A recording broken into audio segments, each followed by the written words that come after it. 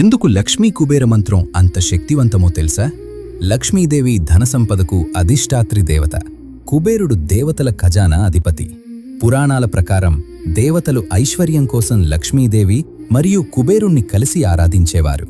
ఆ సమయంలో మహర్షులు ఈ ఇద్దరి దివ్యశక్తులను కలిపి ఒక ప్రత్యేకమైన మంత్రాన్ని రూపొందించారు.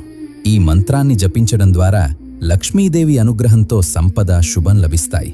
అలాగే కుబేరుడి కృపతో ధనం నిల్వ ఉండి స్థిరత్వం కలుగుతుంది.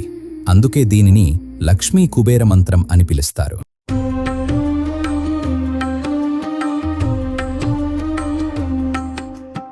ఓం హ్రీం శ్రీం క్లీం శ్రీం కుబేరాయ అష్టలక్ష్మీ మమ గృహే ధనం పూరయ పూరయ నమః. ఓం హ్రీం శ్రీం క్లీం శ్రీం కుబేరాయ అష్టలక్ష్మీ మమ గృహే ధనం పూరయ పూరయ నమః. ఓం హ్రీం శ్రీం క్లీం శ్రీం కుబేరాయ అష్టలక్ష్మీ మమ గృహే ధనం పూరయ పూరయ నమః. ఓం హ్రీం శ్రీం క్లీం శ్రీం కుబేరాయ అష్టలక్ష్మీ మమ గృహే ధనం పూరయ పూరయ నమః. ఓం హ్రీం శ్రీం క్లీం శ్రీం కుబేరాయ అష్టలక్ష్మీ మమ గృహే ధనం పూరయ పూరయ నమః. ఓం హ్రీం శ్రీం క్లీం శ్రీం కుబేరాయ అష్టలక్ష్మీ మమ గృహే ధనం పూరయ పూరయ నమః. ఓం హ్రీం శ్రీం క్లీం శ్రీం కుబేరాయ అష్టలక్ష్మీ మమ గృహే ధనం పూరయ పూరయ నమః. ఓం హ్రీం శ్రీం క్లీం శ్రీం కుబేరాయ అష్టలక్ష్మీ మమ గృహే ధనం పూరయ పూరయ నమః. ఓం హ్రీం శ్రీం క్లీం శ్రీం కుబేరాయ అష్టలక్ష్మీ మమ గృహే ధనం పూరయ పూరయ నమః.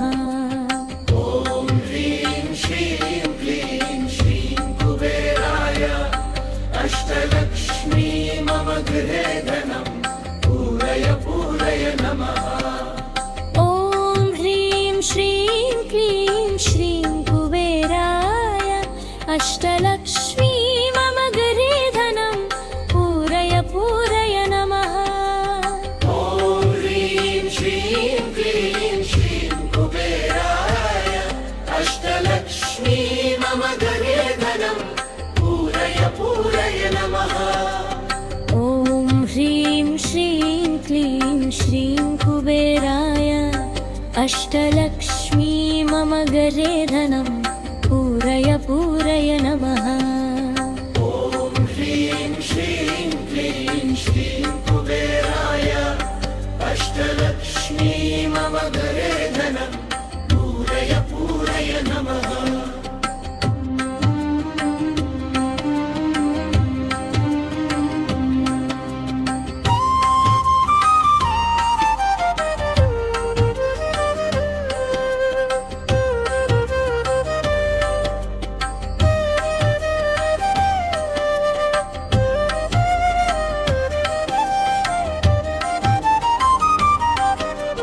ఓం హ్రీం శ్రీం క్లీం శ్రీం కుబేరాయ అష్టలక్ష్మీ మమ గృహే ధనం పూరయ పూరయ నమః.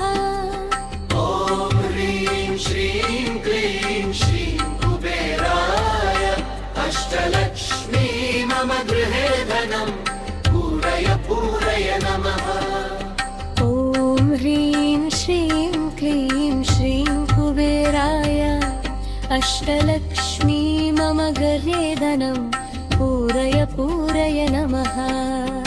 ఓం హ్రీం శ్రీం క్లీం శ్రీం కుబేరాయ అష్టలక్ష్మీ మమ గృహే ధనం పూరయ పూరయ నమః.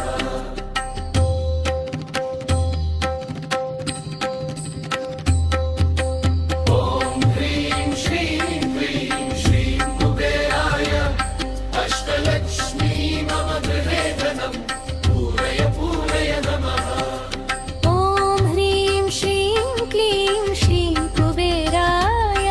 अष्टलक्ष्मी